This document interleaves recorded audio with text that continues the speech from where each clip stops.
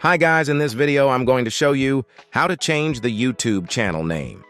The process is straightforward and effortless.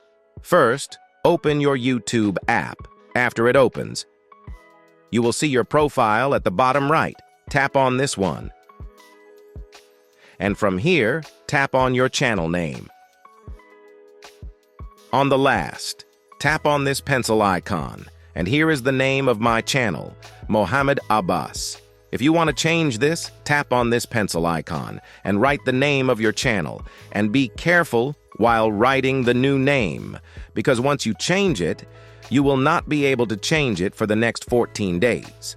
So, be careful while choosing the new name for your channel. After writing, tap on the option Save. It was an essential way by which you can change your YouTube channel name. If you found this video useful, please show your support with a like. Your feedback is invaluable to us, so feel free to share your thoughts and suggestions in the comment section below. We are eager to hear from you.